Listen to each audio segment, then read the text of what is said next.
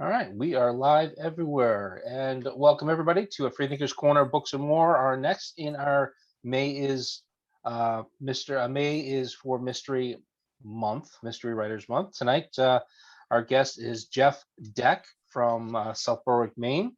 He's an editor, ghostwriter, speaker, and presenter. He's appeared on the Today Show.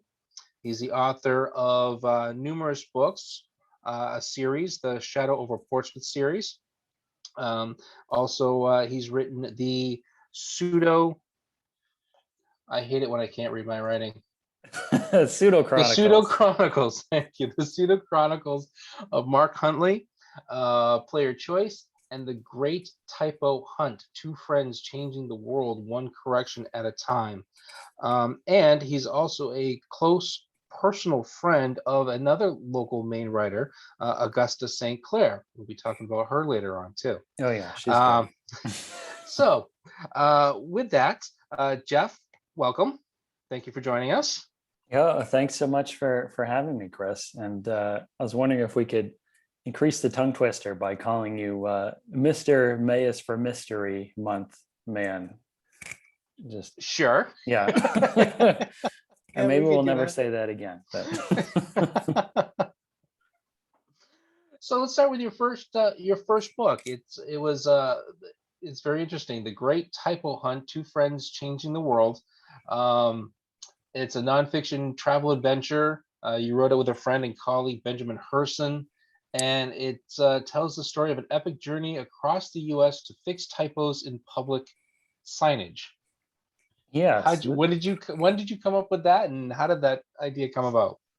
So this book was is all a true story. This was a few years back when I felt a calling to take this typo hunting radar that I had that would always ping in my head and kind of use that in a productive manner to actually help people fix typos in their signage, whether it's in restaurant signage or in the windows of storefronts or billboards along the side of the highway. I wanted to make kind of a quest out of helping people with that stuff, with or without their knowledge. And so it became a 2.5-month cross-country road trip, and I dragged my good friend Benjamin along, and along with a couple of other friends and my girlfriend Jane at the time, who we'd only been dating for a couple months, but who would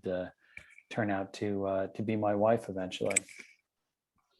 So in the book, do you have what the original signage was and what the new signage should be? Did you tell these people to correct it, or suggest that they correct it? Yeah, so the narrative kind of revolves around finding some of these mistakes and talking about what the original version was and what the correct version should be, and the often hilarious results of what would happen when I'd ask them if they could fix it or if I could fix it. And I'd say one of the biggest things that I learned during that trip is people really don't like to be corrected. Surprise, surprise.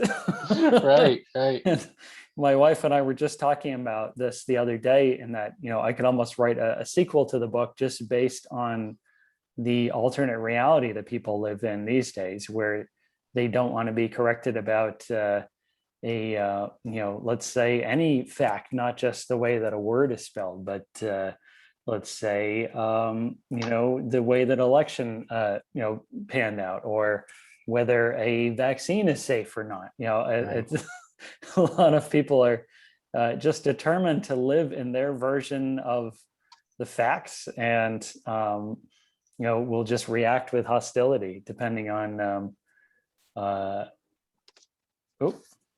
Yeah, I right. hit the wrong button. Oh My yeah, fault. that's all right. There we But go. we did get an extra second of seeing Dale's handsome mug, so that was a side benefit right there. Wow. So What did I it's say, Chris? Jeez. Oh, I forgot to add. If everybody would just keep their mics muted and their videos off. Fine. Thank you for No, joining us, though, Dale. I did this exact same thing to Jackie Benson a couple months back when I tuned in, and was like loudly walking the dog or something. That was a great interview. She's such a great person. Oh yeah, yeah. Jacqueline She's Benson. amazing, great writer, fantastic person too. Yep. Yeah. Yep. But she had her own event, so this is your event, so enough talking about her. Yeah. So, what are some of the examples that you saw and that you tried to correct?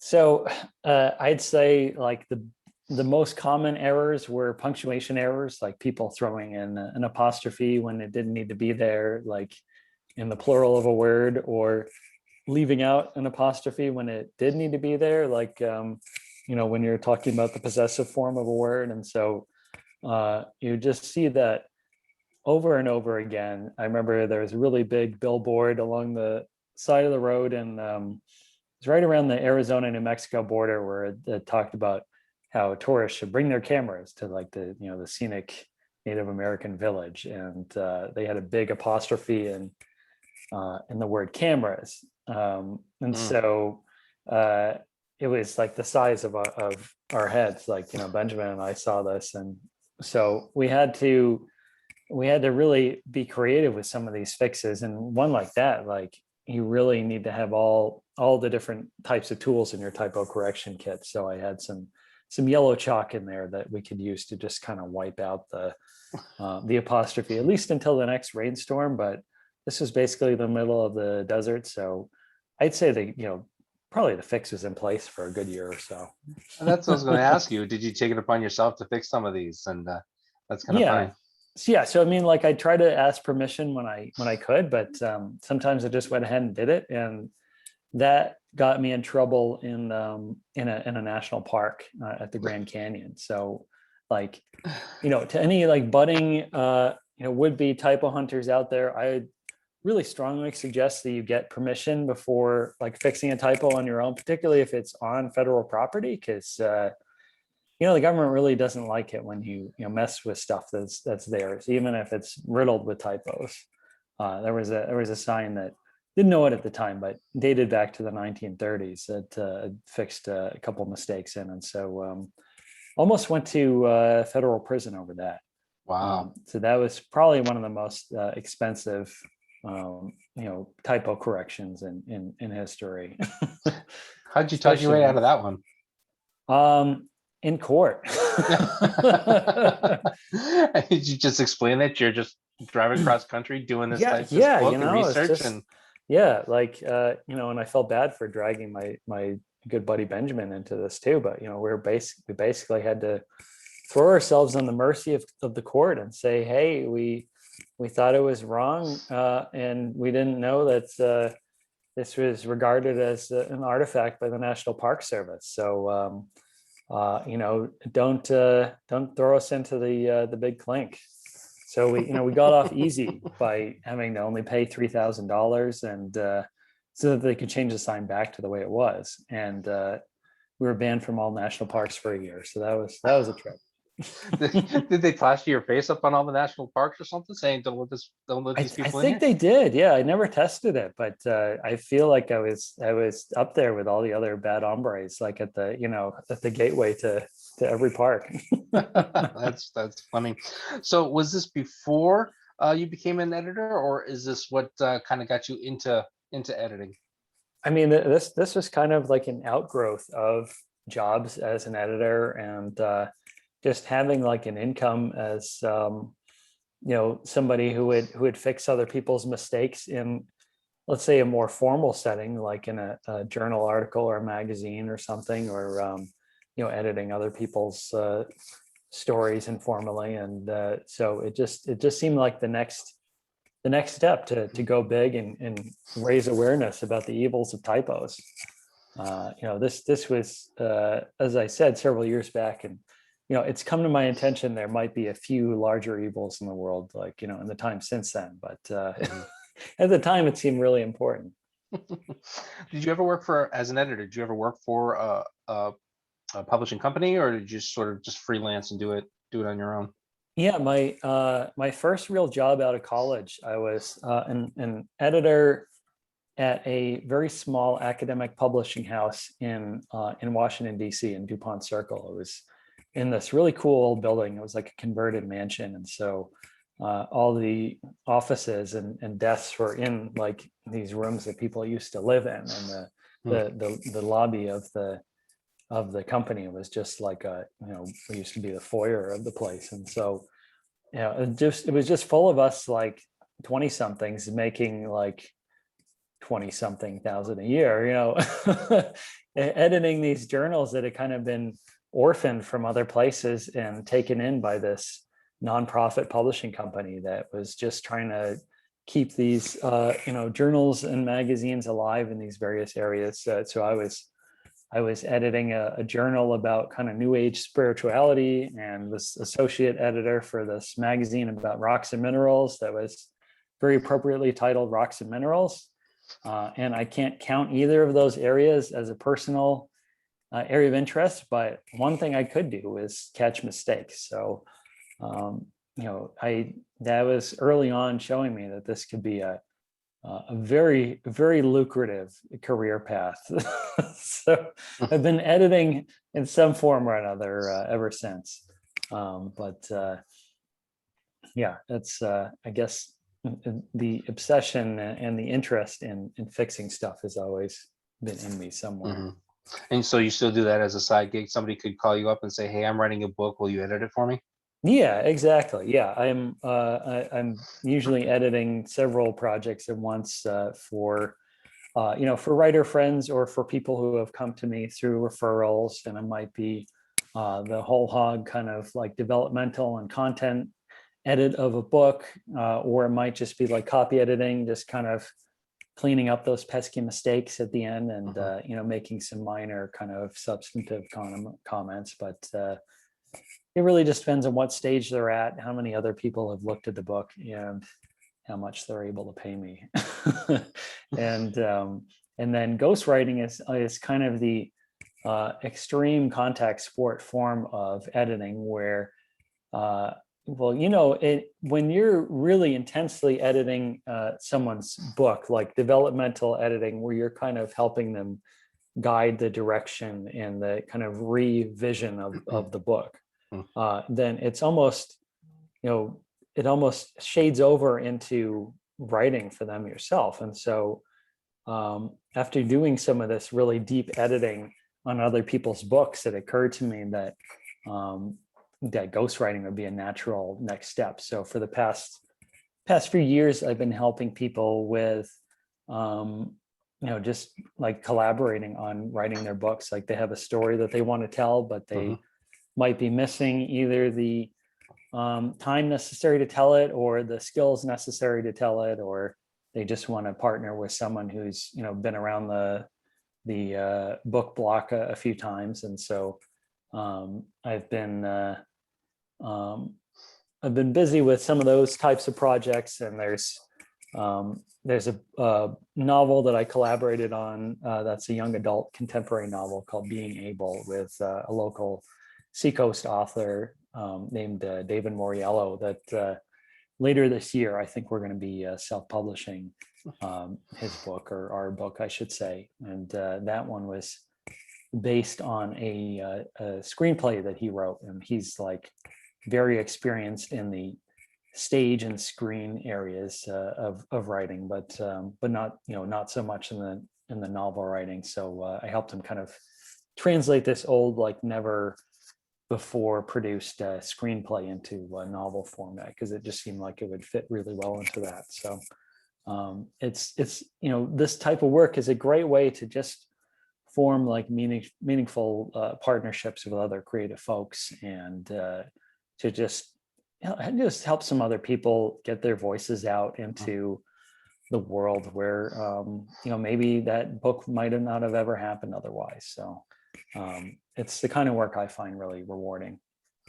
Now, pre-COVID and potentially post-COVID, is it something that you would sit down next to the person and talk things out, or would they submit the idea, what they would like out of it, and then you just sort of fill in the blanks with either your interpretation of what they told you, or your own ideas, and then give it back to them? Or, like I said, is it something that you sat side by side and worked on? Yeah, I mean, there's there's definitely some like in-person interaction, but through the magic of technology, you can, virtually sit side by side with a client and just pass stuff back and forth and just make sure that you're on the same page as, when you as the collaborator or editor or ghostwriter, or whoever is coming up with new content, you can come up with stuff and write some rough drafts and then say, okay, I'm sharing this with you through Google Docs or through email or whatever. Take a peek, see if you're comfortable with this. Let's get your reactions to this. We can have another phone interview where I'll take some notes, and if it's nonfiction, maybe capture some of your voice directly and kind of translate that into new content. So whether you're physically side by side with them, or whether it's virtual through Zoom or the phone or through email, it's really the most important part is to just make sure that their vision is being brought to life, and that you as the ghostwriter or collaborator are not taking over, that you're not kind of like gobbling up the vision yourself, that you're still respecting like what it was that inspired them initially to come up with this story idea or book idea.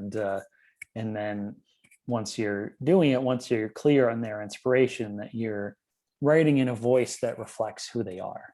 If it's nonfiction, then it's going to be their voice in person, maybe if it's like a something like a memoir or other kind of personal narrative.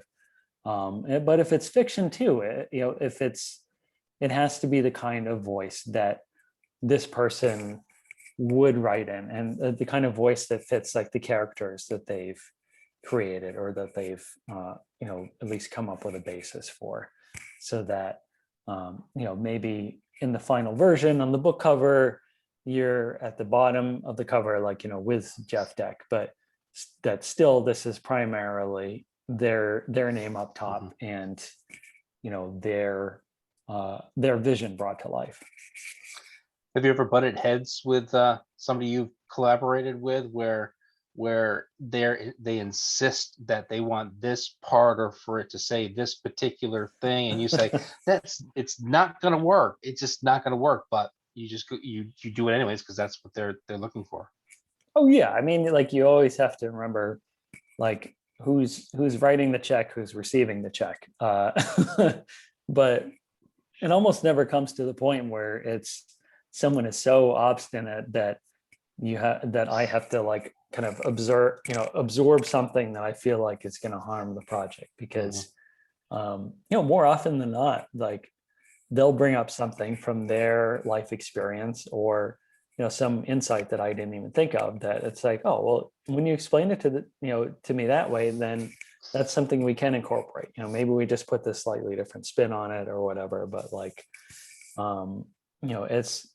it should ideally be, the process of collaboration should ideally be a learning process for both people. I mean, I as the ghostwriter, I'm bringing like my experience from writing books and everything that I've gone through before, but every book is going to have its own kind of uniqueness to it, its own core, like and you wouldn't want it any other way anyway. Like a book has to definitely be relatable to other stuff that has come before, but like there's definitely ways for both the client and the collaborator to grow along the way.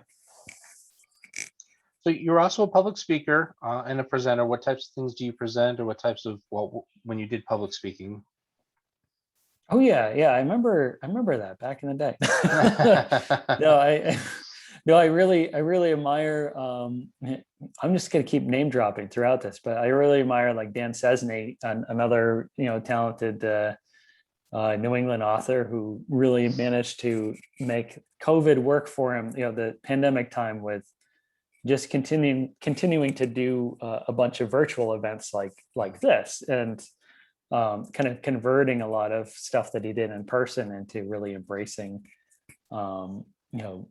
Zoom events and stuff like that. And I feel like people as the audience are a lot more receptive to this stuff now. That it's one of the few silver linings of the past year, that I think people are ready to kind of receive presentations and events and talks in this form. But yeah, there's still nothing that really beats being in person in front of an audience. And I was kind of cutting my teeth on this during the book tour that we did for the Great Typo Hunt. So, like my friend Benjamin and I, my co-author, we did like well, it was like 36 city roadshow for the book, and it was definitely not on the publisher's dime. I don't recommend this because you slowly see your events go like, "Ooh, it's all gone." But it was definitely great practice in terms of getting in front of people and being able to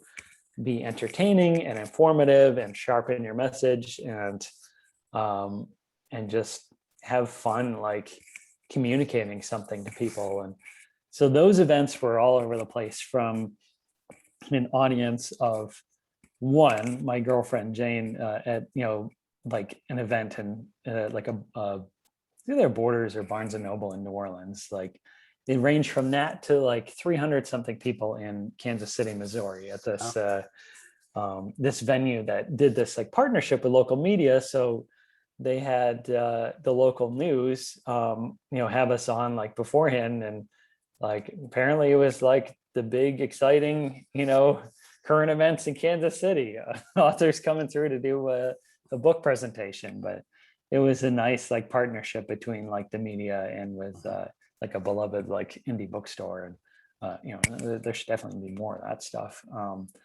But so that was good practice, and then a lot of speaking engagements kind of arose from that afterwards. One of my favorite was when Benjamin and I were invited to do a presentation on the Great Typo Hunt at this yearly event that is all about people who love like puzzles, whether it's like logic puzzles or crosswords or whatever.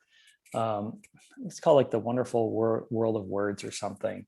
And the host is, or at least at the time, maybe still is Will Shortz, like the guy who writes a lot of the New York Times crossword puzzles, and like is a big celebrity in the what is the term? Cruciverbalist, I think it is. That's the term for someone who writes and designs crosswords. So if no one takes anything else away from this evening, cruciverbalist is your new vocabulary word. But so every year, people like him, like kind of word nerds, puzzle nerds, had this big conference at this big rambling hotel/resort called the Mohonk Mountain House in New Paltz, New York. So kind of like upstate, but still not too far from New York City.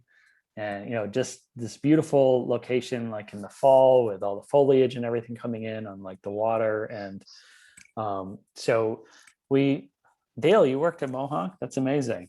Yeah, it's like really incredible getaway spot. I would never have been able to like actually afford to stay there just as a plebe, but as a presenter, got to go there for free. So we did a presentation in front of a very enthusiastic audience of word nerds. So that was a big plus.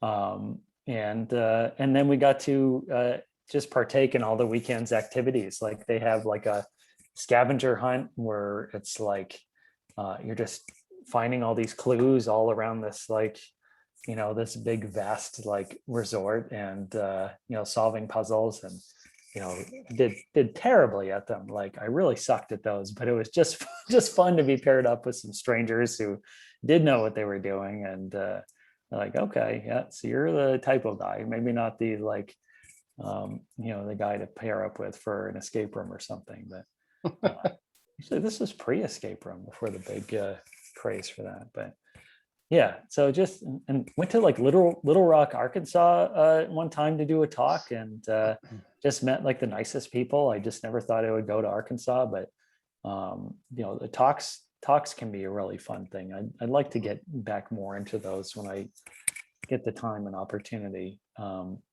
So that's public speaking is fun. Well, one place that you did some public speaking on, you talked in front of a national audience on the Today Show.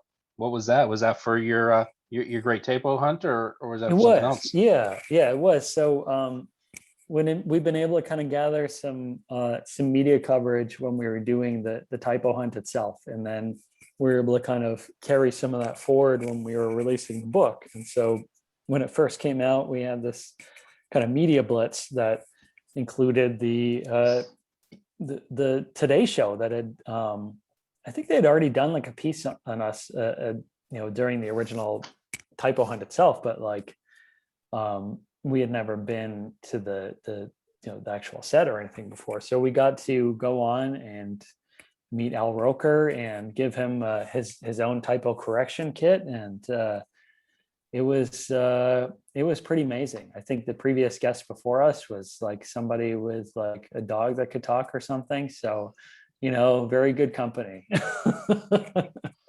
Now, was this after you're running with the Forest Service, or Yeah, did you get to relate that story? exactly. Yeah. Well, and that almost kind of provided this dramatic arc for the book to follow, because like that became the climax in the book, where it's like, oh, will our heroes go to federal prison or not after going on this type of one?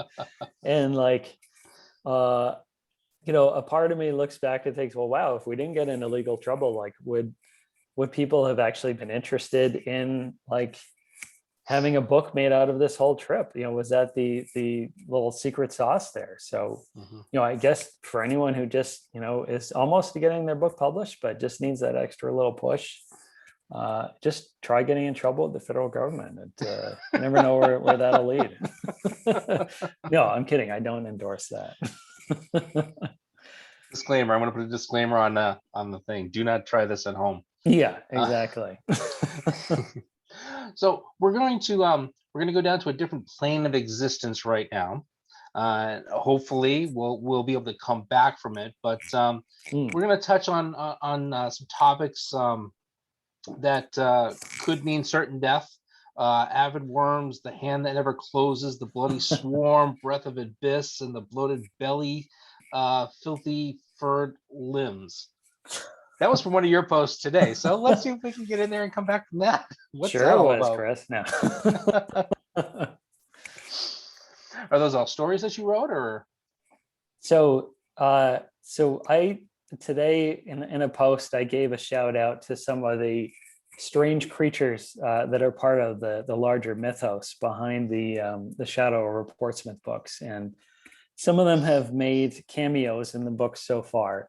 But yeah, basically the Shadow Over Portsmouth series it's kind of mystery meets urban fantasy and horror, and I kind of and I did want to touch on genre mixing tonight.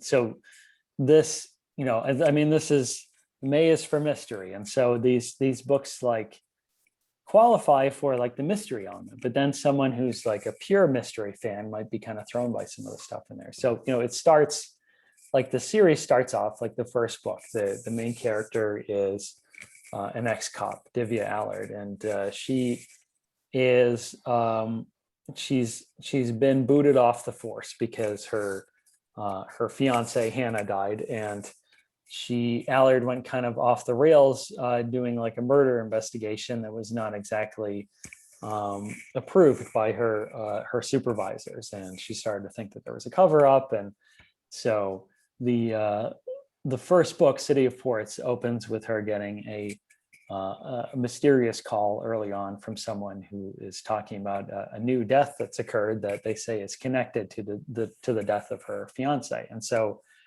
this is like kind of like a classic like mystery, like noir setup, like opening where you've got the first person present tense voice for the books, where like that evening I walk out of my apartment, I walk down the street to Prescott Park, and that's another kind of like hard-boiled mystery element. And so, and like the first few chapters, there's not anything like really like supernatural or weird going on, except for like something that happens in her dream. And well, I don't know the elements on the book cover, if anyone's really looked at the book cover first, but Oh, it's right so behind you. yeah, exactly. Yeah, this was a really nice like print of the cover that somebody at the woman who runs the art center in Dover had made for everyone who participated in a book event a couple of years ago. I figured I'd show that off along with the weird wallpaper. So I mean, the story doesn't really have supernatural stuff until like a few chapters in, where Allard starts to meet these people working for the the FBI, who have this kind of strange office in Portsmouth based on a real federal building, like with an office that may or may not still have FBI staffers there, right on Daniel Street in Portsmouth, but probably does not investigate the paranormal as the folks do in my book. But so that stuff starts to creep in only like a few chapters in, and then there's this like kind of shock to the reader and to Allard's system as she finds this gateway to another world, like another universe. And so the story's kind of mixing mystery and urban fantasy, horror, and playing with the reader's expectations a little bit. And I mean, over the past couple of years, I think I've kind of come to terms with that maybe not being like a great idea.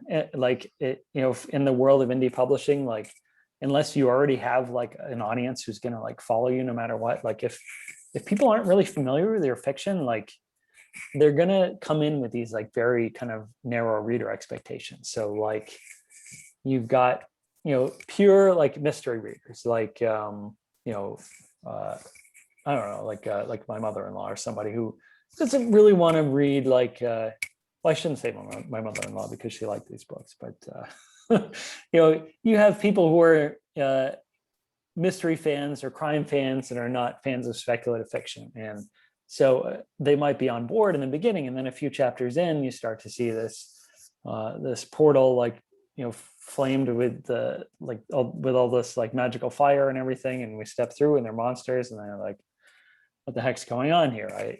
This does not meet my expectations. Or you might look at the type of readers who are seeing the cover of the books that have like kind of fantasy-ish elements, and they're like, okay, this is being marketed as urban fantasy, I'm ready for this. And then it starts out with this mystery stuff, and they're like, well, wait, where are the monsters? Where are the magic? And they don't have the patience to like stick around, like to give it a chance. And like I don't say that to like blame those readers, because there are so many books out there. Like you have so much competition, you're up against so many books, like just in like the Amazon marketplace, like of for the ebook versions, for self-publishing or whatever other ebook platforms, you're going to be there's going to be a lot of other things demanding readers' attention. And so like if they don't know you, if they're just trying your book on a lark, like you want to be in line with their expectations as much as you can. It's the oh no, Dale's right. Yeah, I shouldn't have even mentioned the evil river. Was it #evil river? Evil River, yes. Yeah, I won't mention them again tonight, but yeah, I mean, this can happen in any, this can happen in a bookstore surrounded by other books. So you really, if you're a relatively unknown author, you only have so long to really hook a reader, and they're coming to your book with preset expectations. And so to increase your odds of success, like at least to start out with, just like write some books that can be clearly pegged to a certain genre, make your title and cover design very in line with the expectations and tropes of those of that genre. Once you have more of an audience for your fiction, like you can branch out a little bit more, but it just makes it so much tougher to connect with an audience. And like everyone who gives the Shadow Over Portsmouth books a chance, or most of them, just really enjoy them once they like get into them, they start reading them. It's, they know that it's going to be playing around with different genres. But as I guess that's I say all this just because for any authors or fledgling authors listening in, like the more you can kind of make it easier on yourself by aligning with basic genre expectations, the easier it's going to be to get off the ground with at least your first couple books. So a friend of yours, H.R. Moore, she put together this event, month-long thing back in February. She's a local author here called Pharaoh Feb, Fantasy Romance February. And through you, I found out about her and we connected and we did our fantasy romance thing. So it's kind of the same thing. It's, you have this, I had this idea that there was fantasy and then there was romance. Mm-hmm. And, when somebody says romance, I think Fabio on the white horse, galloping down the beach with the golden hair flowing, and a lady in a long dress, on the back or on the front. And of course, fantasy is fantasy, knights and castles and dragons and things like that. Not realizing that once put together, they're fantasy romance. It is a subgenre of the two mixed together. So kind of like yours, you have the mystery and you have the fantasy, and you put the two together. And so reading some of those starts off one way and then goes. Have you ever thought about putting something together like that to get people more familiar with that type of work? Are there other authors out there that do that type of mixing? Or Yeah, I mean, that's I thought what Harriet did was really smart, and like just was a way that, well, not obviously not just for own benefit, but to like create a whole community where writers in that niche, fantasy romance, could connect with each other and connect with enthusiastic readers. And like sometimes when you have like well, I don't know, like I guess a kind of new niche that's like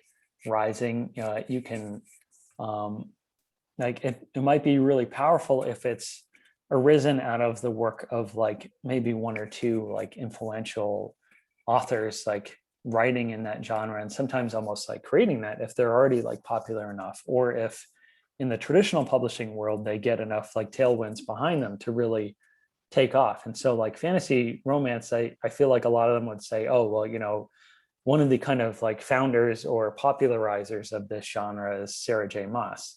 And so like if they can all kind of compare their writing and say like, all right, if you're like a Sarah J. Maas fan, then like you're going to love this. And then, as other authors become more popular in that, then you don't have to keep returning to, Sarah J. Maas. You can be like, this is a lot like so-and-so. If you're into her stuff, then you'll like this. And so like this like mystery urban fantasy kind of mix, like in some like superficial ways, it can be similar to like Jim Butcher's Dresden Files, and maybe like some of the urban fantasy other works that almost like shade into like paranormal romance. But it's what I was trying to do here was like a little too like trying to be a little too original and like taking inspiration from weird sources like an old video game called Planescape Torment, where it was like a fantasy world where there are all these portals leading to different worlds, and there were different things that you had to do to unlock each portal. And so like fans of that old game are not necessarily going to be the same fans of like Jim Butcher, where like his urban fantasy is not like world hopping. It's still very much set. His main character is a wizard, but he's like living in like Chicago, and all the monsters are like coming to Chicago, versus like, the wizard Harry Dresden is like traveling to other worlds. So like it still doesn't really like match up.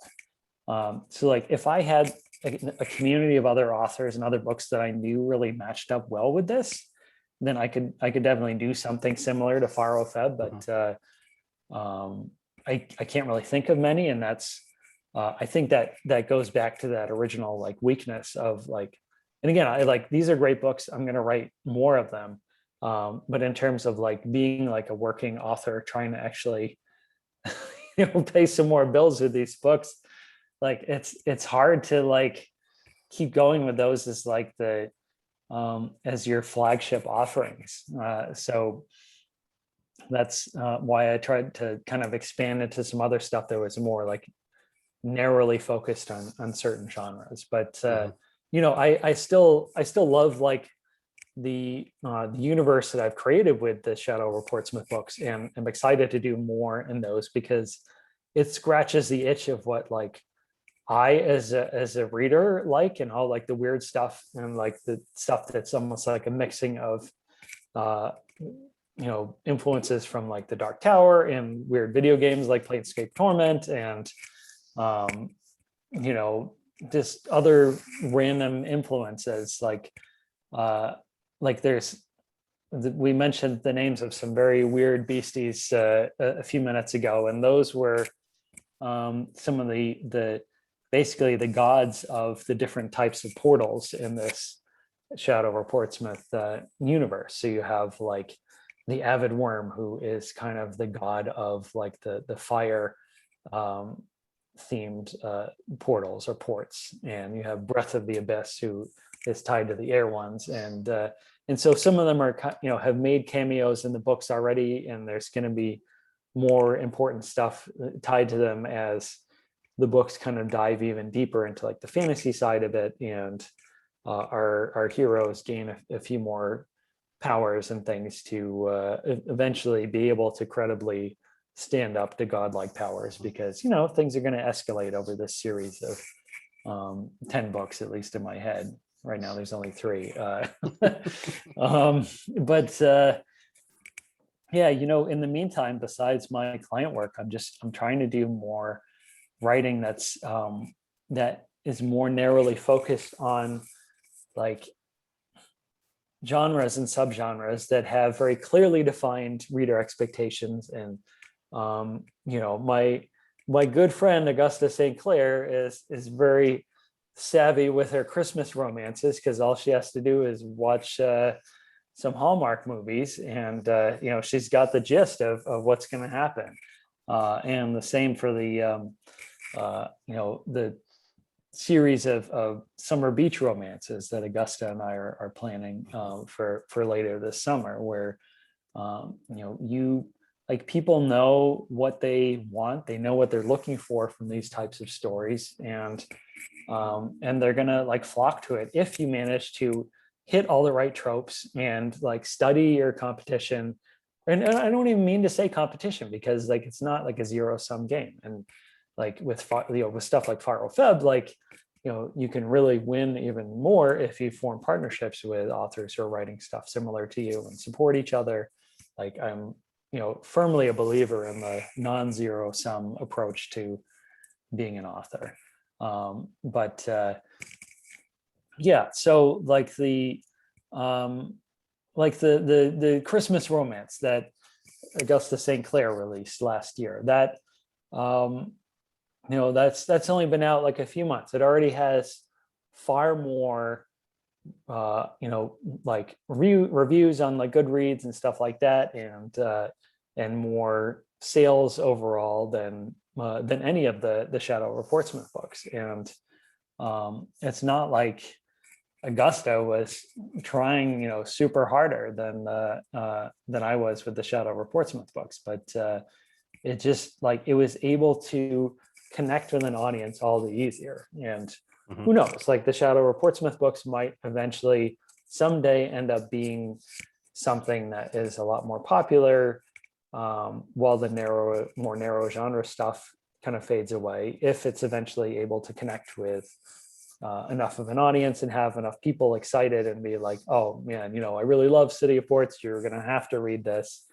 It's weird, but just give it a chance. Do you ever think of do you think that by going back to some traditional mystery book, be it a straightforward detective mystery or cop mystery or a noir thriller type thing, um, would help get your name out there more, and then people then start referring people over to the city of Ports, and oh, he wrote that too. Okay, let's check that out. I mean, it's possible, but then like if you're building a name out of like straight up mysteries, and then fans of that like go to check out something that looks like it's going to be a mystery, but then that ends up being mixed with something else, then some of them just might not be the readers that are going to like carry over. Like for my fiction, like I had very few people carry over, who were great typo hunt fans, like from nonfiction about typos to fiction about sci-fi and alien conspiracies and supernatural horror and all that stuff. It like a few folks did, but there just wasn't it's I don't know. I feel like once you become a fan of an author, it still doesn't mean you're necessarily going to follow them everywhere, unless you just like, worship the ground they walk on. I don't think I'll be getting there anytime soon. Well, it's like a well, let's just say like the rock band Metallica. They have a certain they're a heavy metal band from the 80s and 90s, but then all of a sudden, so they have their fan base, everybody loves them, but then when they went and started playing with full orchestras behind them, and Hmm. making an album that way, they lost a lot of people. Didn't like that. They want the old stuff and the stuff that they grew up with, but at the same time, they got another fan base from people who are just discovering them because they've Yeah, done something different. Um, do you know maybe something like that would happen, or it's possible. I mean, you look at like Stephen King, who like I feel like is misunderstood by a lot of people who, you know, well, anyone who's not really familiar with his book catalog, he has like a tremendous amount of variety over the years, and he has like some like old school fans who are like, oh, anything he wrote after 1990 is crap, or like, Hmm. or oh, I really liked this, when he does this, but oh, don't write the mystery stuff, Steve-O, or like it's you still have all these different like factions within like the fandom of even the most popular authors. And I mean, he doesn't care. Like he's huge. He's gonna make money, no matter what. And and he should. He's amazing. But like yeah, I don't know. I feel like for becoming like popular in different genres or writing in different genres, it really like, at least at this point in my career, I think my approach to the logic of it is to have like a different name for each thing. So like I have like a project I want to work on that's like a very niche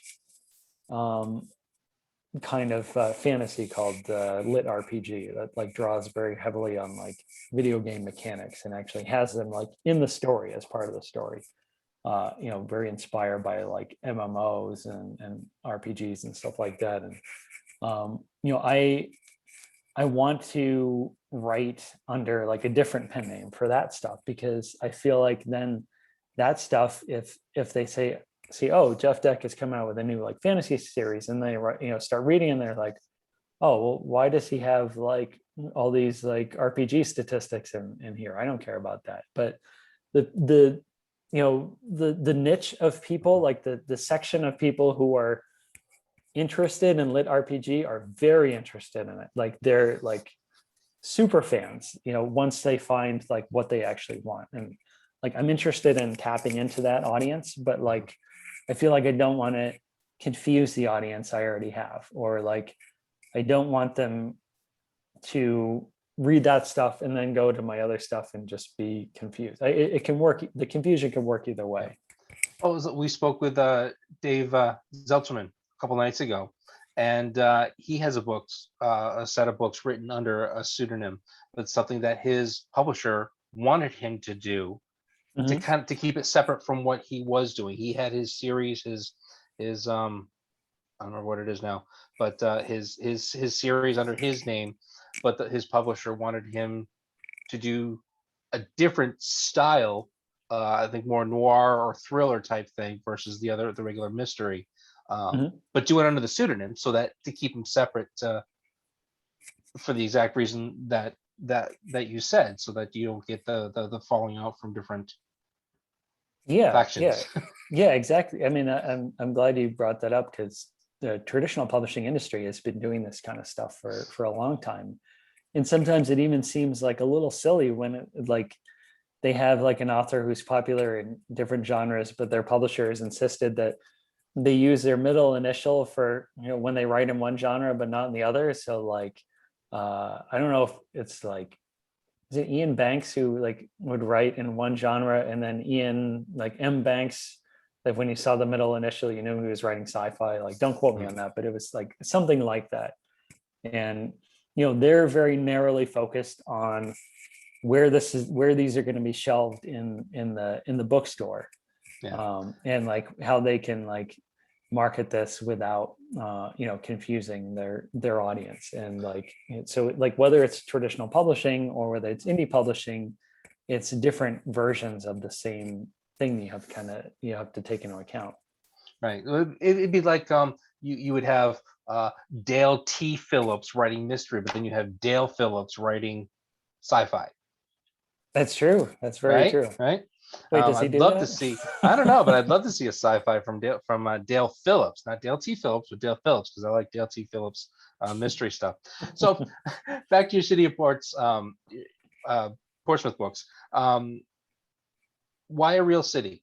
Um, do you ever worry that, I mean, you're from the area, so and you must know downtown Portsmouth, but are you ever afraid of somebody, of mischaracterizing streets, or putting street names in the wrong places, or building names, or do Hmm. you, you're familiar enough with that to feel comfortable using a real city versus using a fake town or a fake city? Yeah, so I guess I never really considered giving Portsmouth a fake name for this series, because the real city was just such an inspiration for it in the first place. Like, I excuse me, I used to live in Portsmouth for a couple of years, and just walking around downtown Portsmouth, particularly at night, just made me feel like something otherworldly could be just around the corner. Like, it just has such character to it that like I knew I couldn't call it like, you know, um, some like pseudonym, that it had to be Portsmouth. And so then when that was the case, like it was not so much worrying about getting like minor like factual errors wrong, in terms of like when this street's over here instead of there. Um, wasn't so much that I was worried a little bit about, but like, all right, can I throw this like business in here without like the real business getting mad at me or something? And I mean, so far, like I haven't been like disparaging any real people or any real like places or businesses in Portsmouth. So like everyone should be fine with it.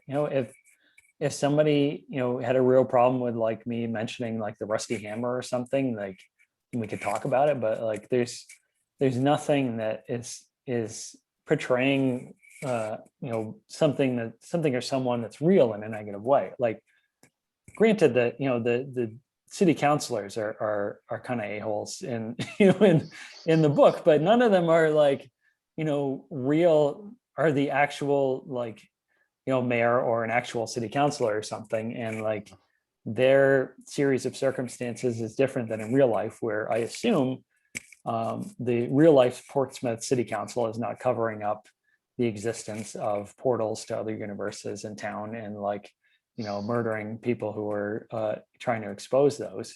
I assume they're not doing that. Maybe the burden of proof is on them now, but you know it's I guess if I had tried to um, just give it like a pseudonym, it wouldn't have felt as real to me when I was writing the books. And just being able to connect with just where everything is on like a block to block street to street level, because I mean it's not a very big downtown, but it's just packed with interesting things. And just like there were so many things in the real city that I just wanted to be like, okay, like I've been in like the Portsmouth Athenaeum. I think it's a cool space. I'm gonna like tie this in one of the books. And like I want to have this kind of atmosphere of just like, you know, being in like this kind of dim space and having a beer and listening to a band and like the upstairs of the press room. Like I want that to be part of this. And then just throw in like sometimes little fun little nods to like real things. Like there's a band that was popular in Portsmouth for a while called the Tan Vampires. And I have a fictional band in my Portsmouth called the Hairless Werewolves. And is there a connection? Who knows? We'll never know. But for anyone who's familiar with the real Portsmouth and has spent some time in the area, whether they're a native or just like to visit from time to time, I feel like that makes reading the books for them and gives it that extra fun little spin. So why a female lead character? So I wanted to. I figured as long as I was playing around with. Well, and she's it's kind of in the LGBT genre, yeah, as well. Yeah, I mean, she's not like me at all in terms of gender identity or like like sexual identity or race. Like she's a lesbian, like Indian American woman. So I think part of it, I had already written a couple of books before this that were like a white male, cishet male who could very easily be a stand-in for me. And I wanted to try and get away from that. I just wanted to see more diverse characters in books. And I felt like I wasn't really helping that if I just continued to write the same straight white guys. So I came up with someone who was very different from myself, but I gave her an anchoring of something that I could relate to. And, Allard has, one of the things central to her character is she has some very deep anger issues. And some of that goes back a ways. Some of that is tied directly to, the death of her fiance. But like, it's something I've like struggled with myself in my own life. And like, especially at the time of starting to write the first book, I'd just been on like Lexapro for a couple of years for like just a mix of stuff like anxiety and anger and like just some mild depressive stuff. And it's like, okay, Allard and I come from very different circumstances, but like I feel like I can still write the core of her really relating to this like emotional struggle that she has, and like this feeling of like, well, crap, I have to keep from flying off the handle. I have to like stop like wanting to like throw every object in sight and break things, and I have to get down to business and actually accomplish something. And so we see Allard, at one point she gives a whole list of things that she's like broken in fits of anger, and most of the things in the list are analogous to things that I have broken myself. So like a phone and a printer, and it just like I knew the feeling, that kind of scary feeling of not being in control of your own emotions and just being like kind of dreading what you were going to do next. Mm-hmm. And so that was one way to really relate to her and be able to, I thought, to write her in an authentic way.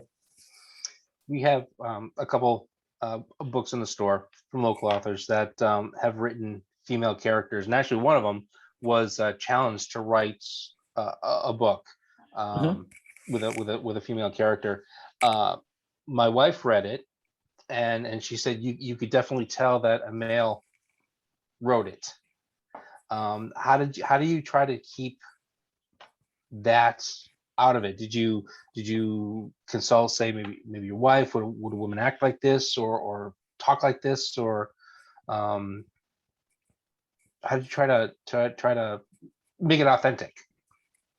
So I mean, I did consult with a couple of folks. I didn't really have the money to pony up for like a sensitivity read, which I don't know, maybe I'll regret that in the end, but so far I haven't gotten any huge complaints about something being inaccurate. 'Cause I mean, a character like this, I could like offend a lot of different communities simultaneously, and hopefully I haven't done that. But Hmm. it's I think for me the core of it was to not like just not presume too much about like the way that someone would think like as like pattern on their identity, and not like just to like consciously avoid like stereotypical aspects of the presentation of a particular person or identity, and to just root it as much as I could in what she was like as an individual character, rather than a stand-in for all women or for all queer people or for all Indian American people.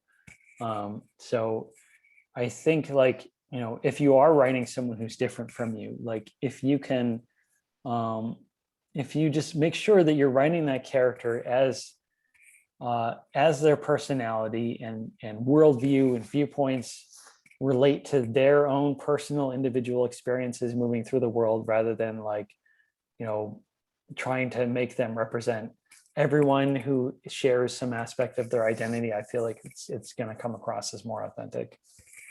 So there are people who do that type of editing sensitivity. I remember what you said, sensitivity editing or something. Yeah, sensitivity readers. Yeah, Readers. like, and Because I always wondered that with there's been some controversy with one of the books that we have where some people didn't feel that this particular author was of that heritage, and got into a lot of issues came from that book, Oh yeah. because Oh, is that American Dirt? yeah.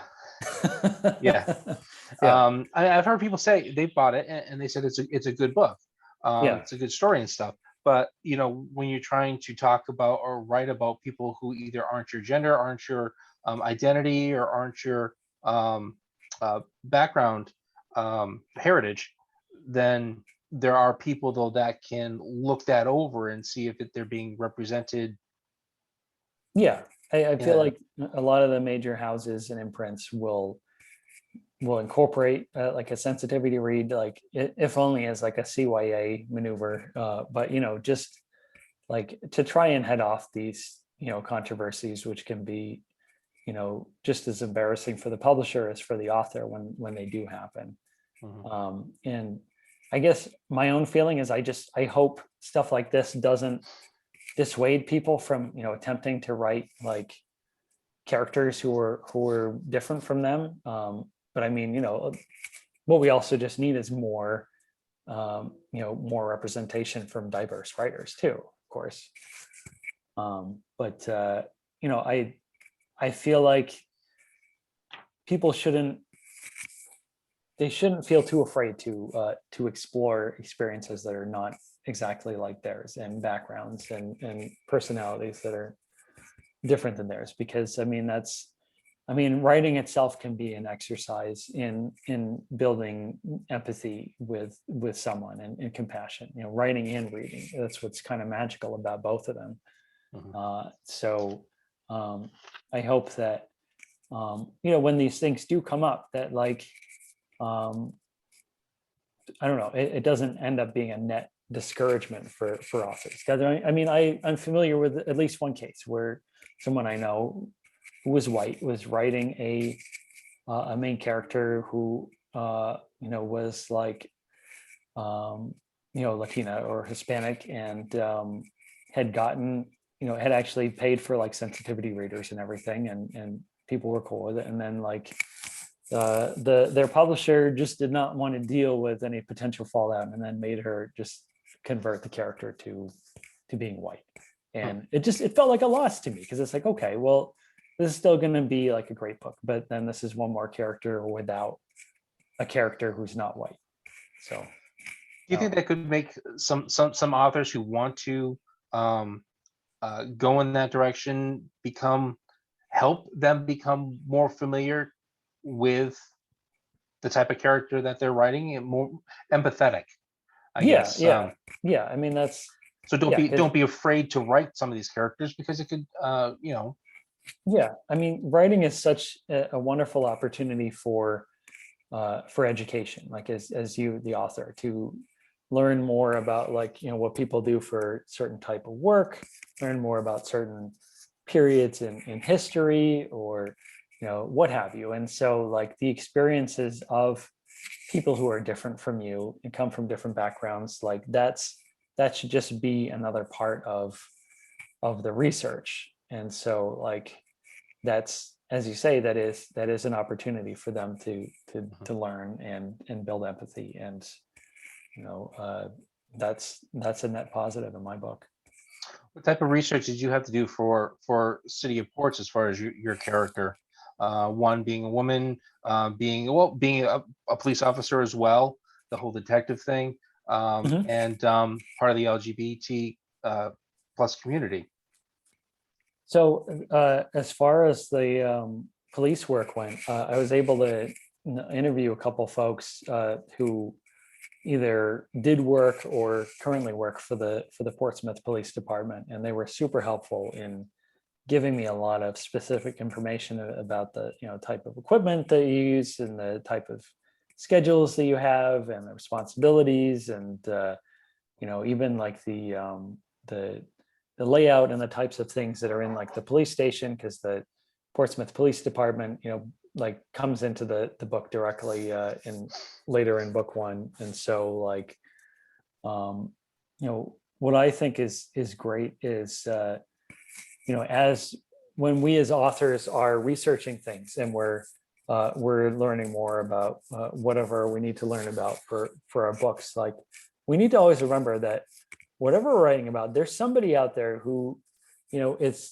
this is either their job or it's a hobby for them, and they're going to be extremely passionate about it, and they're going to be so thrilled if you ask them for some help, if you offer to buy them a cup of coffee and just pick their brain about what a character like this would be doing in their day-to-day role, or whatever details you need for the novel. Like they're going to be thrilled that that an author asks them to talk about something that they're very knowledgeable about, and they're probably going to want to read the book afterwards too. So like that's something I can't overemphasize. Like other people can be this amazing resource, and usually you only have to pay the price of let's say an espresso at the book and bar.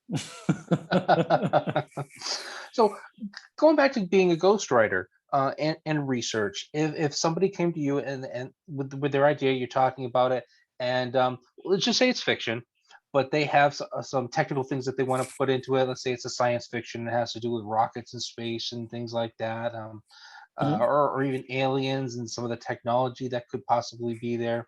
Um, do you would you have them go and do the research and make sure the technical stuff is correct?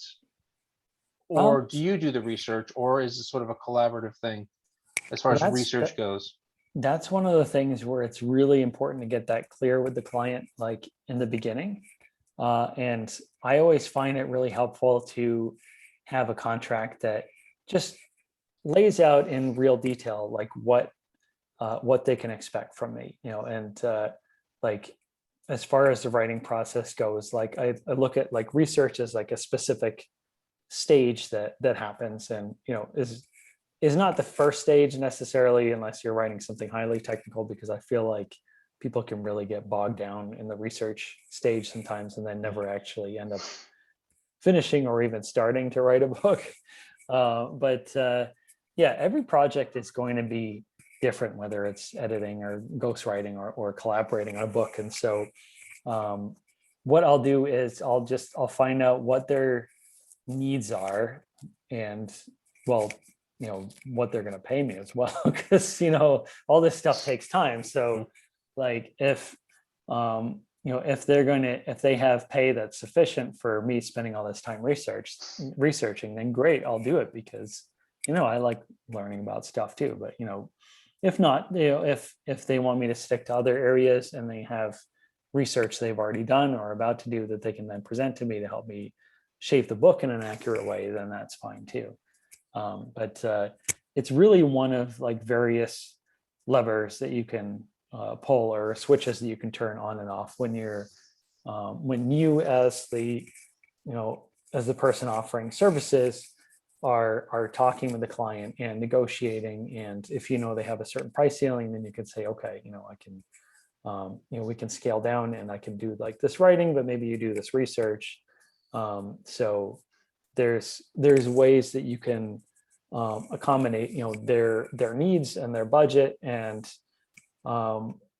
just accommodate too their comfort areas, whether they would want you to do the research, or whether they are whether they want you to write a sci-fi novel and they happen to be an aerospace engineer for their job, but they're not really comfortable with the fiction aspect. But it would be silly if you went to Wikipedia for the aerospace info when you could just get it right from them. So that's it's part of what makes each project so individual and unique and kind of fascinating in that way. Were you ever the researcher on a project where you found yourself going down all kinds of rabbit holes, but it was so fascinating that you just wanted to keep going and going and going while trying to research whatever part of the book was? Oh yeah. No, it happens all the time. and again, I feel like that's one of the biggest dangers for authors, whether you're collaborating with another author or whether you're working on your own novel. You have to make sure that you're limiting the scope of your research. And oftentimes I feel like it's best if you can do the first draft first and just have some spaces in there where you might even just say in brackets, okay, insert info about here, right? How machine guns work here, or about this, what kind of boat this person would be using in 1967 or whatever. So that then once you have that draft, you say, okay, I'm going to approach research intentionally, and I'm going to make a list of things to research specifically based on the needs of this book. And so you're not going down a rabbit hole, reading about, Barbarossa and all these other great pirates where, you find out in the end that your book isn't even going to have pirates in it, or, takes place in a completely different century, or what have you. People who are authors are most likely also going to be readers and are going to be curious people and are going to be the type of person to fall prey to this if they're not careful. So it takes discipline to really set those research parameters for yourself from the beginning. Have you ever had the instance where you said, well, you know what? Okay, this is the parameters I'm going to be in, but somehow you did find the pirates and you started going down the pirate route and saying, you know what? This could really work in this. And then present that to your client and say, I found this out while researching this. I think this would be a good fit. Maybe here. What do you think? I guess that's a good way to rope them into working on another book with you. But well, there you go. There you go. Yeah, it hasn't really happened so much during my collaboration with other authors, but it's definitely happened while I've been researching stuff for my own books. And that's when it really is important to have a good, not just note-taking, but note-keeping system in place. And whether it's Evernote or OneNote or whatever, whatever kind of system you have, where if you have some brilliant idea when you're out and about someplace, maybe you can write it down in the phone version of the app, and then it's going to sync later with the version on your computer or whatever. But just something that is easy to use and then easy to search later on. I use Evernote just because I know it's going to be really easy. If I had a thought about goblins in 2009, to then go in a little search bar and put in the word goblin and be like, okay, there it is right there. I can come back to this. So if you find all this great pirate ship stuff and you want to tuck it away for another book, you just make sure that that you take some notes on the basics and you know where to find it later for some more detailed research. And maybe you have a little notebook, or a sub notebook in your Evernote or whatever the software is that says like, future book ideas, because organization is so important. I mean, even if you consider yourself like a pantser kind of writer, like writing by the seat of your pants, you're going to avoid headaches down the line if you have an easily searchable place where you put all of your little nuggets of genius or just random stuff you think of. When I had first started this way back last year, that's one of two words that kept popping up until I finally said, okay, look, what does this mean? Plotter and pantser. Which are you? So I'm Or a gonna say hybrid? like a reformed pantser, because the more I write, the more I really respect and value maybe not plotting out everything in excruciating detail beforehand, but having like a basic structure, I feel like is going to be hugely helpful, not just in terms of helping you avoid getting lost during the writing of it, but also helping you stick to, let's say, whatever size book you want to write. Like if you set out to write like a 50 to 60,000 word book and it's starting to balloon into like 100,000 word book, like that's a problem. That's not necessarily a good thing. Like this is not all gold. And especially if you're trying to write for a specific genre that has specific word count expectations, like having a structure in place beforehand can really help you stick to that like word count. Because I mean, that's another part of the reader expectations too, is like you're not going to want to present like a Christmas romance to someone that is like a 200,000 word book that's looks like on the shelf like it could be like an epic fantasy. Like people are going to be like, what is this? Why are you doing this to me? It's so I mean, there are different like story structure models out there, and and you'll hear different people swear by different ones. You'll hear some people talk about like the hero's journey by Joseph Campbell. You'll hear some people swear by Save the Cat, which started out as a screenwriting structure tool, but has kind of expanded into like a novel structuring equivalent. K.M. Weiland is another one.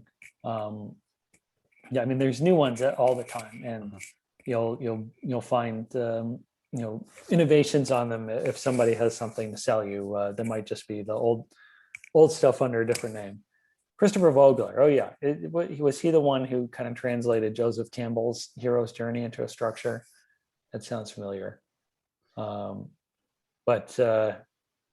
Yeah, so I think the most important thing though, when looking at all these different structures, is to find like what's going to work for you. And for me, like I found that kind of making an unholy hybrid of a couple of them worked for me, because like each step of the structure has to make sense to you as the author, like in your head. Like people can talk about pinch points and whatever all they want, and they can explain them in detail, but if that doesn't really resonate with how you tell a story, then it's not going to be useful to you. So like you really have to become familiar with a couple of more popular structures out there and see if there's one of them that could really work for you out of the box, or whether it's something where it's like, okay, this aspect of it makes sense, but maybe I want to combine it with the the version that Joe Nassis is doing. So I've kind of come to terms with that and created my own little monster for books that are, let's say, 20 chapters between 50 and 60K, which conveniently works out for me for both the length of a Shadow Over Portsmouth book, which I don't know if you call it like novella length. It's still a novel basically, and it's also coincidentally about the same length as the books that my good friend Augusta St. Clair is writing in the romance space. And again, to align with the reader expectations, like if you really want to give yourself the most chance of success, then you just become familiar beforehand with what the length is of other successful books in the genre that you want to write in, and just do a little analysis. Just look at what the best-selling books are, either on like an online marketplace or the Goodreads best of in a certain genre list. Like you be in line with those, and then that's going to determine the length is going to help determine your structure, how many chapters, et cetera, et cetera. And so that's also going to help you like avoid some flailing around during the drafting process, if you know how long it's going to be and how many chapters there are going to be. I probably already know the answer to this, but when you mentioned note taking, do you do your notes primarily electronically, be it on a computer, phone, that type of thing, or do you have like little sticky notes around the area or little notebooks and stuff with different markings in it?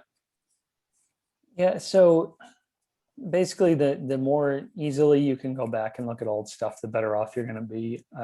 Since I started writing when I was a teenager, and before some of these wonderful tools existed, I would write stuff in what I called idea books, and each one would get like a Roman numeral, and I'd just write in a little note, maybe an illustration and the date, and I got up to idea book 20 or something over the years, or maybe not that long. I don't know. They're in the other room. Maybe it's only 10, but of course, the problem after a while is you have all those books sitting there, and that all that information is kind of trapped in there.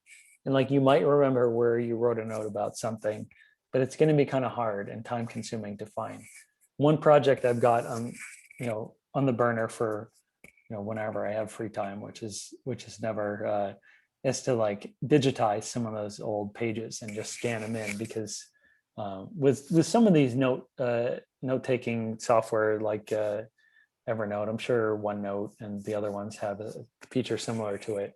If you're writing at least semi-legibly, it can it counts that text as searchable. So you can actually, like if you're in Evernote, you're searching for goblin or pirate ship. And if I wrote the word goblin or pirate ship by hand several years ago and I've scanned in the page, then that's gonna come up in the results. So like there's a lot of kind of magical things that technology can do to help us keep all of our stuff together, because I mean we can have all the ideas and pieces of information floating around in our brain that we want, but it's going to be a lot faster and more useful if we have an externalized tool that we can turn to.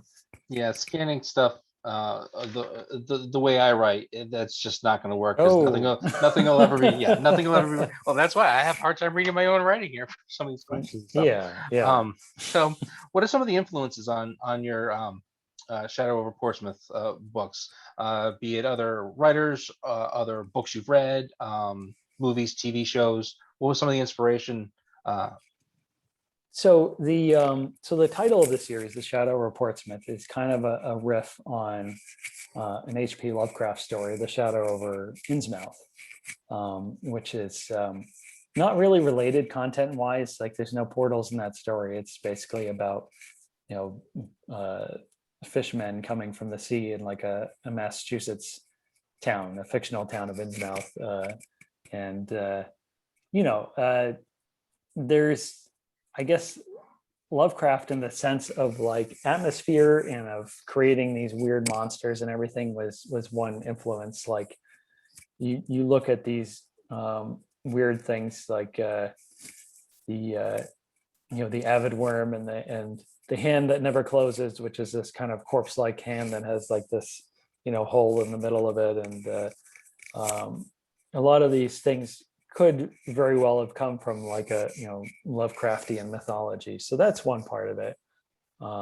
His kind of like racism and xenophobia, not so much. It is kind of funny to play with some of these old authors and turn their stereotypes on their head, though, which is why stuff like Lovecraft Country and is so fascinating. But Yeah, so like in a kind of atmosphere and monster sense, Lovecraft can be seen a little bit here. Stephen King, who I talk about all the time, is like has always been a big influence, just in terms of maybe some ways that you wouldn't like immediately think of. Like I've always admired his ability to really vividly show like an internal, internal thoughts and dialogue in a character's head, and the way that you can almost like share in jokes with that character as the reader. This has always been one of the most brilliant things about his writing, to my mind. So I try to do a little of that sometimes. So a lot of Divya's thoughts are unfolding in a very King-like way. I also get a lot from the kind of dry humor of authors like Lois McMaster Bujold. She's done a lot of great stuff, and she's known for her sci-fi series about Miles Vorkosigan, which I highly recommend. And she's also done some fantasy. I'm reading a little bit more of her fantasy now, but with her, again, like King, it's like it's that quality of the like the approach to portraying a character and using that kind of internal monologue and humor that I find a really appealing way to present characters myself. So there's a lot of them in that.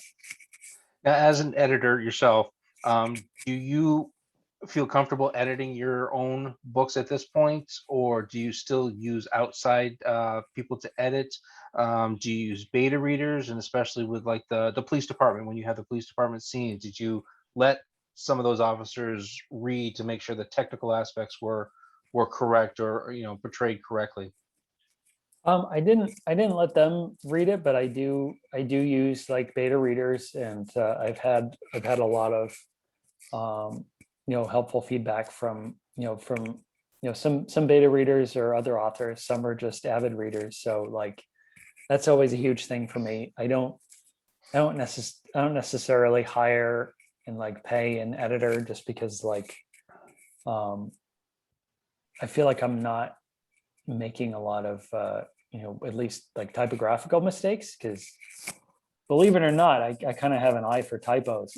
It brings us back to the beginning. Right. But yeah, like you do want beta feedback and having other people make sure that you're approaching this right. And like I had some great, or I'm sorry, Augusta had some great beta readers for for her Christmas novel, just to make sure that the book was in line. Not just that the content was good, but that the book was in line with like their expectations, as those people were already big fans of holiday romance. So then they could inform Augusta when, say, she had characters saying something like a little creepier than like somebody would say in like a Hallmark type romance story. So it's like, okay, that helps. Like I missed that. So it's good to have that kind of line of defense. And for people who are starting out or only have one or two books under their belt, like it's you do want to have as much like hands-on editorial feedback as you can get. And maybe you can't afford to hire a whole editor, but if you can have some trusted readers and just get some other eyes on it, they're always going to notice stuff that you did not. Mhm. But one other thing, one great thing about indie publishing too, this doesn't work for trad pub books, but like if you realize afterwards you've made a real like doofus of an error in there, you can fix it in the next edition. In the ebook you can fix it right away, and in the print version you can fix it for the next printing, which you can have a small run of print as opposed to like a ginormous initial print run for the book. So that makes it easier to fix things later on. Is that why you went with indie publishing instead of with a traditional or even a small press? Yeah, I mean, like you're getting a lot more freedom and control over your own work. I honestly don't see a lot of advantages to small press these days, because they they don't have the resources to provide any big like marketing push for you that you couldn't already do yourself. And so then they're capturing more of your royalties. They might not even be able to pay you in advance. Like, you know, at least if you can sign on with a big traditional publisher, you can get some money up front. And, you know, if you're trying to be a working author, then that's, you know, that can be the difference between being able to pay the bills or not. But you know, some of the folks in the middle, if they're kind of, if they can't really offer you much in terms of, you know, marketing and distribution or compensation, then you have to ask yourself, what are you really getting out of it, rather than just this kind of like superficial validation that the book is worthy. Mhm. So, you ever thought of having your, and actually, I don't know if it is or not, is your Shadow Over Portsmouth series or any of the books in audiobook form, or is it just ebook? They are not in audiobook form yet. I would like them to be, and I've been trying to learn from the wisdom of Dale, who's still with us, who has put together a lot of audiobooks of his works, and has also shared his insight into what that process is like. He actually, I think he's got a blog post about this that's helpful to check out. But yeah, like I would definitely, that's definitely a goal. It just takes a little more time and effort to get it off the ground. And like with the Shadow of Portsmouth series too, like it's not like I don't really want to just pop in like a generic white male narrator there. I would love for the narrator to be someone who's like a, you know, a South Asian American woman. So that's, you know, it's just a little harder to find like a specialized narrator when you don't have like a necessarily a huge budget up front to pay them. Like if there are royalty share models that you can do, but it's just yeah, I mean the pool of talent is going to be a little bit different. That's kind of the trade-off of being independently published is as a traditional publisher may have more of the resources as far as voice actors and stuff, but at the same time you'll probably be paying more for Well, that yeah. talent versus independently published. You have a lesser pool to draw from, plus you don't necessarily would have the funds to go with somebody that you would really want to. Oh yeah. So well, another factor too is that for traditional publishing, your publisher is making the decision as to whether there can even be an audiobook. They get to make that call. Like for the Great Typo Hunt, we would have loved to have an audiobook for that, but it wasn't our decision to make. It was Random House's. Like, so at least for the books that are published, you know, under my control, like the only thing holding back an audiobook version is me. So like, I'm excited to get more into that space eventually. Well, the last few minutes that we have left, if you could pick any movie star, TV star, voice actor, actress to play her role in an audiobook, who would it be? Oof. I don't know. That is tough. Like, yeah, I don't know. Like, there's an actress that Jane and I really like, and I can't, of course I can't remember her name offhand, but she was in Glow, the Netflix series, and then she was also in a movie, an indie movie called Save Yourselves, and she is super talented. I bet she could do like Allard, like amazing credit, both in terms of like the kind of grumpiness and awkwardness and the humor that comes through.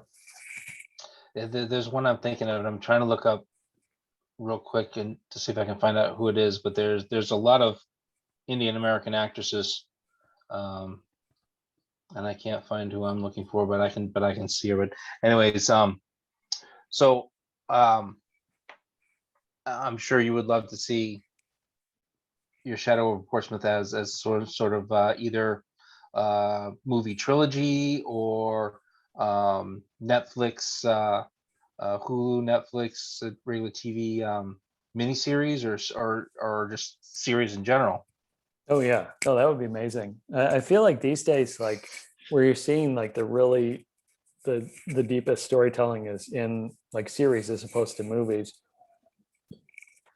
But I would obviously not turn down a feature film of, of that universe, to be sure.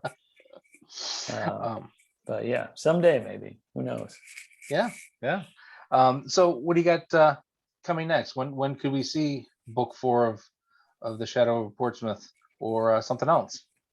So I mean, I'd love to say book 4 is coming soon. It's not exactly, but I'm hoping like later on this year, once I've got some other stuff out of the way. It has, it has a semi-completed draft and a title of it and everything. It's called City of Songs, and it's going to be a little more lighthearted than some of the other ones. And I'm almost been thinking of it as a romantic comedy, and maybe that's just what all these Augusta books have been training for, is getting the romantic comedy just right in City of Songs. But I'd say probably the next book on the horizon is going to be an Augusta St. Clair book. It's called The Cottage on Beach Rose Way, and it's going to kick off her Havens Harbor series. So cute, small little Maine beach town in the summertime, and people falling in love and eating lobster rolls, and going on puffin cruises, all that good stuff. So Well, very, very much inspired by wonderful mid-coast towns that exist in real life. well, my wife loved the Christmas one that she just put out at the bookstore, about a bookstore. I'm blanking on the name. Oh, Christmas at the Old Bookshop. That's the one. Yeah. Yeah, we have that in the store, in our bookstore.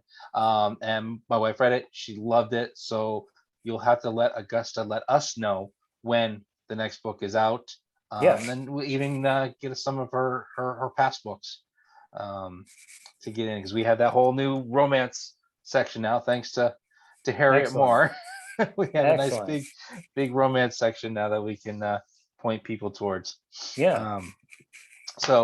And so with that, I'm going to say thank you very much for being a part of this. It's fascinating. Again, everybody is just so different. That's what's making this fun, is I learn something new all the time. Yeah. And I'd like to thank Dale over here on Zoom for joining us here. And there are a few on Facebook who have been watching. So I'd like to thank them as well. And again, especially you, Jeff, thank you very much. And I look forward to having everybody in the store one of these days. Yeah. No, very no soon. masks, and be able to see faces for a change instead of just eyes and Oh, I know. hair, So Yeah, that's coming up. it's coming pretty soon. So again, Yeah, well, thanks a lot. Thanks so much. This is great.